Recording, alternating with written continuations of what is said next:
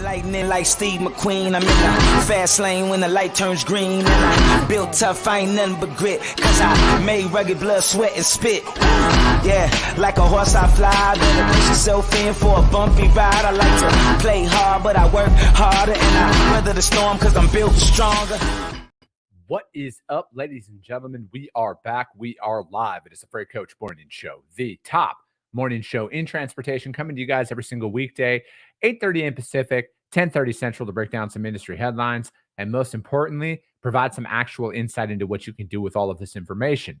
If this is your first time tuning in, welcome. This is the real side of freight, ladies and gentlemen. And I say that before every single show. And what I mean by that is I only speak to transportation professionals on this show, as well as my twice-a-week long-form podcast, because I want to talk to the right individuals who have done what you're looking to do or who are currently doing what you're trying to achieve, so you can take that information, apply it, utilize it, and see a meaningful difference in your business and your life.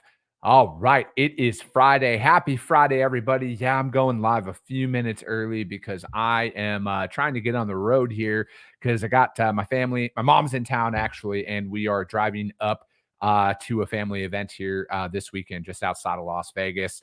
And I'm looking to get on the road here as early as possible. So I decided to go live a couple minutes early, and we'll jump into some Q&A show today. Jamie, good morning to you over on YouTube. Fridays are Q&A shows, you guys. So if you have any sales or operations related questions for the transportation industry, drop them in the chat live on the show. I will answer them. And then if you think of anything during the week, just DM them over to me. I started doing this because, fortunately I get a lot of people reaching out, but unfortunately I don't have all the time in the world to answer everybody's questions. And so that's why I start doing live shows on Fridays just to do Q&A. So whatever it is, you guys, sales, operations related for the transportation industry, drop them in the chat. I will answer them live on the show. Brand new episode of the podcast came out with Andy Shields, you guys, with Silo. If you're not familiar with him, I would highly recommend going over and listening to this show, you guys. Like I say a lot, I want to talk to the individuals who have done what I'm looking to do. Andy's one of them, right? Like, he's built a company. He's been through it. He's been through the acquisition process. He started another company and he's built that one up as well. And, learning from an individual like that on the realities of building a business, building a team, going after a niche. Andy and I are, we're in the same niche, right? Silo does a lot of open deck freight. And, it's awesome talking to him about those strategies. And, like they talk about all the time in business, about finding mentors and, and surrounding yourself with people like, I'm very fortunate to have guys like Andy who I can reach out to when I have questions about stuff. Guys like him, my man Chris Brewer with River City Logistics, like these guys have built real organizations that are doing lots and lots of money and revenues and everything else. And they've built teams and I'm just very fortunate to have people like that I can reach out to when I have questions about stuff, right? Because there's no playbook to all of this. There is no perfect 10-step follow these and you're going to find success, but there are a lot of people out there who are willing to give you advice if you're willing to ask for it. So that episode, you guys, is available on iTunes and Spotify, as is the other 870 episodes. That was 872. It's crazy to say that out loud, that I've got over 870 episodes released out there. But you guys, that's what they're all there for. It's a Rolodex of value. There are so many people who have came on this show and have just essentially laid out a blueprint for people to follow. Everything from shippers, right? Like there's a couple of, I've had shippers on this show multiple times that have given out sales strategies to each and every one of you who listen to them, that can legitimately build a multi-7-figure book of business or a multi-7-figure business based on the strategies and the tactics that they're talking about. The problem is it's just not going to be done overnight. Right. And I think that's what deters so many people is, it doesn't take a year. It doesn't take, 2 years. It just takes a really long time and you don't know how long that takes. And, you just have to be committed to it. But there is so much information that is out there in just for this industry, right? And again, rest assured, you guys, I'm never going to put this behind a paywall. I'm never going to do any pay stuff. I mean, I'm very, very, very fortunate to have advertisers. I am very fortunate to have advertisers who support this mission and help me bring this stuff to you guys multiple times a week. And we're a niche-based show. We talk freight, and that's it at the end of the day. And that's we'll grow out, I'm sure in time. But for what we're doing right now, it's only freight, and that's what we're going to do is we're going to help change this industry and move this industry forward. I love it. My son just texted me that he's watching my live stream right now. What's up, buddy? You better make sure your chores are done. Zena, happy Friday to you. She said, I appreciate that. She says you do a great job for the industry. But I got some messages this week with some questions. So if you have any questions you guys want answered for the industry, you guys drop them in the chat. I will answer them live on the show. Otherwise, I will jump in to some of the questions that I had gotten over here. Jamie, I appreciate that. Thank you very much for the support. All right, you guys. First question I got, ironically, is do I coach anymore? So the Freight Coach, that's the brand. That is just what I started calling myself back in the day when I started creating content because I didn't want to call myself the CEO of a laptop. And, now I got a nice little office that I work out of here and, a studio that I'm building out. But I do not coach anymore out there on like a for-hire basis. I do only do coaching through the TIA for you guys. So if you're looking to do new broker success programs, and you want to work with me on that basis, that is where I'm the only way that I'll do it, you guys. With the media business that I run, with the freight brokerage that I run, and then I'm involved in broker carrier, my time is very limited. And so that is really through the TIA is the only area that I will do it. If you are looking for structured coaching for freight brokers, not through the TIA, for example, I just had my friends Ben Kowalski and Nate Cross on the show with Freight 360. I would highly recommend going through them to receive any more coaching or some one-on-one style of training that you would want out there. Hold on, I am slightly lying. I do offer it, the coaching stuff, on a basis of if you donate to the Make-A-Wish Foundation. Like I put that post out a couple weeks ago about my nephew. So if you do donate to that and there's a specific dollar amount, that would be the only thing, but that's only going for a couple more weeks here. But yeah, that's going to be it. But I just, the Freight Coach is the brand. I don't do any one-on-one coaching anymore. All of my time is tied up in my own business ventures, and that is what I'm doing. But again, it's another reason why this show will always remain free. I say this to anybody who reaches out to me out there. If you have any pressing questions, email them over to me or drop them in the DM on LinkedIn, or drop them in the chat here on YouTube or LinkedIn or Twitter or wherever you're watching this, and I'll answer them live on the show. I know not everybody has a budget to where they can spend money on coaching and everything else, but that's what this show is designed for.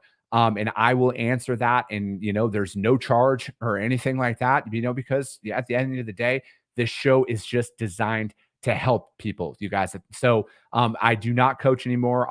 I only do it through the new broker success program through the TIA. If you're looking for freight broker coaching out there, go through my friends Nate Cross and Ben Kowalski through Freight 360. They offer a structured one out there. But other than that, you guys, I'll answer any questions you guys have live on this show.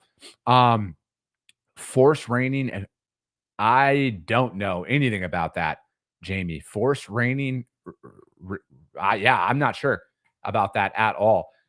When you're saying Cascadia, you mean Freightliner truck, right? Like I just want to clarify that that's what you're talking about there. I know some guys who run Cascadias and could probably put you in contact with them if you'd like.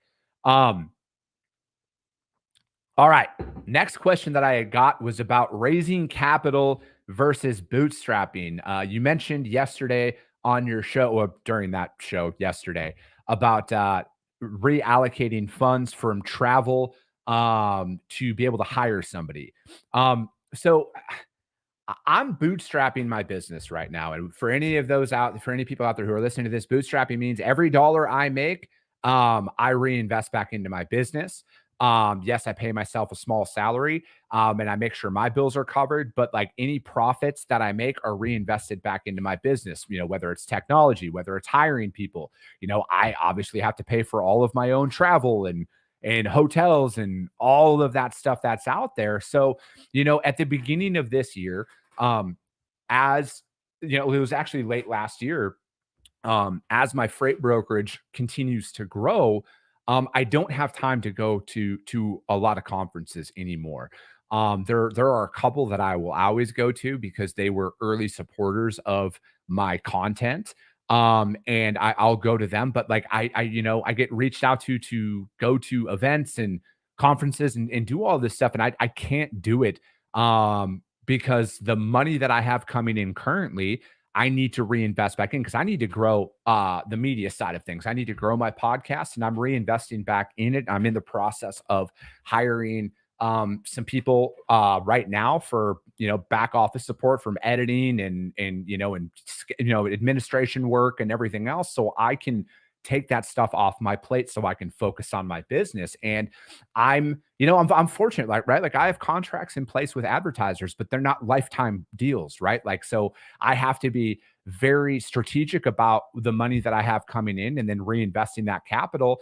And, like I had mentioned, like when I had went out and traveled last week or 2 weeks ago or whenever that was, like all that money out of my pocket, again, I chose this life, so I want to be abundantly clear, but it was right around $3,000 for flights, hotels, rental cars, and food and everything while I was out there. And that's a lot of money that I need to be cognizant about on how I'm going to spend it. I can't spend $3,000 a month on travel right now to go and do things unless it moves the needle in certain areas of my business, right?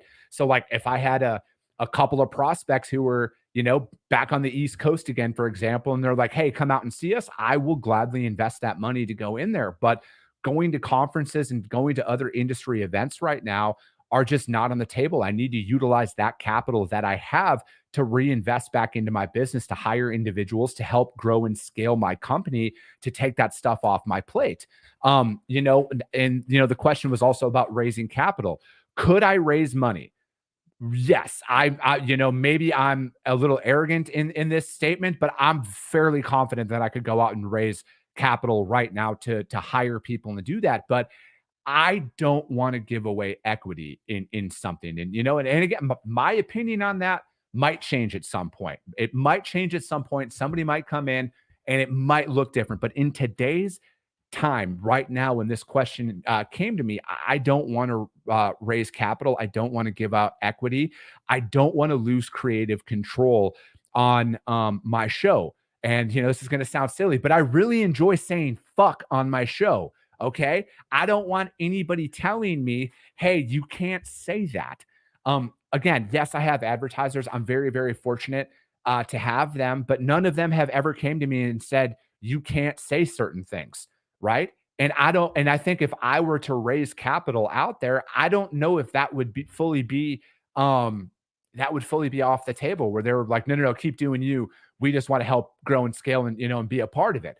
Again, that could change at some point in time if somebody came to me and the numbers made sense and I got to, fully exercise my First Amendment right, which I always fully intend on doing.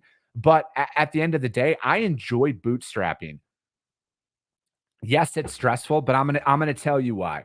I think from my perspective, say, you like talk about lottery winners, for example. The large majority of them go broke. And the reality is they didn't have to earn that money. And it showed up one day. And the problem with easy money is it comes fast and it leaves fast. Just with myself, I would love to think that I have the discipline to not squander, millions of dollars and that I would allocate all the funds right. But I can't say that with 100% certainty right now. And I don't know if anybody can. But here's what I can say. When I have to earn all of that money, I am very aware of how I am allocating my revenue to grow and scale my business. And I think that now at this point, 4 or 5, because I'm coming up on year, just finishing up my 4th year in business. I think I have the maturity in the business sense to where I could properly allocate those funds. But I think that there's a lot of value in grinding it out early on to have a true understanding of how hard it is to grow revenue and then sustain that revenue over an extended period of time, because this isn't easy at all.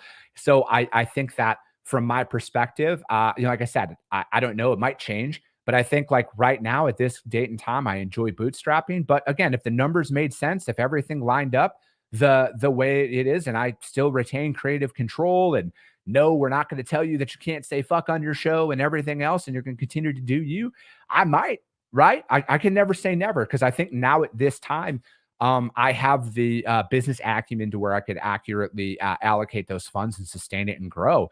I don't know if I always had that mindset here over these last couple of years. So I think that there's a lot of value in bootstrapping. I truly do. But there is also, growing fast, raising capital is a way to do it. But that is just kind of my sense and my strategy behind all of that stuff. Corey Buchan, TGIF, my man, good to see you over on YouTube. Anthony Jimenez, I knew you'd love that, man. Good to see you, Anthony. Next question I had got was investing in technology. Where do I start? How do I do this? Again, I've said this on this show before, and I'm going to continue to talk about this. If you're a freight broker, because when it comes to technology for a trucking company, talk to my man Adam Winkfield. He will be able to talk to you about that better than I can. But from a freight broker standpoint, you guys, the only technology that you need to start, in my opinion, is a TMS and load board access. All right. Tie TMS, Tie software, you guys, hit them up. That's the only TMS you guys need to be working with. And then, of course, broker carrier is always a great start for you. When it boils down to it, if you want help with your onboarding and identity and, and keeping your, making sure you're not setting up any fraudulent carriers, hit a broker carrier from that one. But again, if we're talking about bare bones basics of investing in technology, you need a TMS. You need to be able to send rate confirmations over to your carriers, and you need a load board. All right. You need a way to cover your freight. Okay. That's really what it boils down to it. Obviously, the main ones out there, DAT is a great one to use. Truck Stop is another great one to use. And then, if you're wanting to look at another way, my Ed Stockman with Neutral, check out Neutral. There's another load board that you could check with, but I don't think you need to overinvest in technology right away, because at the end of the day, if you're like, where do I find leads? Because that's another one too. I personally utilize a company called Seamless. All right. I utilize Seamless for my lead generation software. I have the budget to afford that though. So I use that. If I didn't, Google is a phenomenal tool. Google and an Excel spreadsheet is literally all you need for software from a lead generation standpoint. If you have the money to invest in rating software, right? Because knowing, what freight rates are is a massive value. Green screens right there. Literally, I bid every single load that I move inside of my brokerage is one based off of the pricing on green screens. But again, the bare bones basics that you need is a TMS, okay? And a load board. That's what you need, and I just don't, because like you can't automate not having processes, right? Like I look at it like this. If you have the money to invest in technology and you have experience in the industry, yes, do it. Okay. Because you can automate a lot of your tasks to free up a lot of your times. But a lot of people think that you can automate bad processes, and you can't. Okay. You can't automate inefficient operations. You really can't. You got to build up those processes, and you need to utilize technology to help grow and scale your business, to keep your people able to sell and grow your organization. A lot of people are like, oh, I'm just going to throw technology at all my problems. All right. If you can't cover freight, or if you have shitty customer retention, you can't automate that. All right. You need to actually figure out, how do you effectively broker freight long term? All right. Technology is not going to fix your shitty behaviors. All right. I hate to break it to you. Call me the bearer of bad news all you want, but I've seen this shit, right? Like, I was in this industry before there was really any technology out there besides some basic TMSs back in the day, and then some load board stuff, right? Like when I first started hauling freight, I fucking had to fax rate confirmations. Okay. Been doing it for that long. We learned how to do this job from picking up the phone, making shit happen, doing things in specific ways, where technology wasn't a thing. And that's what you need to focus on, you guys. So if you're going to be a freight broker and you're going to get out there, invest in a quality TMS. Hit up my friends at Tie Software, and then get a load board, right? Whether DAT or Truck Stop or Neutral or something like that. And that's really as much as you need to start if you don't have the budget to go out there. If you have the budget, if you have the funds to build up your tech stack, you guys, you're going to want that. You're going to want your TMS. You're going to want load boards. You're going to want broker carrier for your carrier vetting. Wink, wink, wink. Green screens for your rating. And then there's some other things, you're hit up, from Denim, for example, hit them up for, back office automation and everything. Make sure that all of these software platforms that you're looking into, though, all have open API integrations with your TMS. Okay. Because that is something that there's a lot of companies out there that have great tech products, but they don't have an integration, or there's a TMS that you might be looking for. And that's why I say the TMS is most important. And if you have a TMS and you're looking at a TMS, ask them about their API, their open API integrations, who are their current and active API partners, right? Because you don't want to get out there. You don't want to get out there and sign up with the TMS, for example, and then they do not integrate with any of the other software platforms that you have signed up for, right? So just look into that, talk to them about that. And then again, if you have some other software that you're utilizing in your current TMS or your potential future TMS doesn't have an API, tell them that you want that integrated with them. The majority of the TMS companies out there, I can't speak for them, but from what I've heard, they will do integrations for you if you sign up with them. So again, keep all of that stuff in mind as you're going out there and trying to actively build up your brokerage. If you have the budget, yes, technology is phenomenal to utilize out there. Okay. It truly is. Technology is phenomenal to utilize if you have the budget to do it, but it is not necessary to get up and running off the ground. Really, when it boils down to it, outside of a TMS, you need an internet connection, you need a cell phone, and you need an Excel spreadsheet. And you can build all of that up out there if you don't have the budget. All right. I've done it a few times. I'm utilizing it right now. Yes, I have the ability to pay for some of the technology that is out there.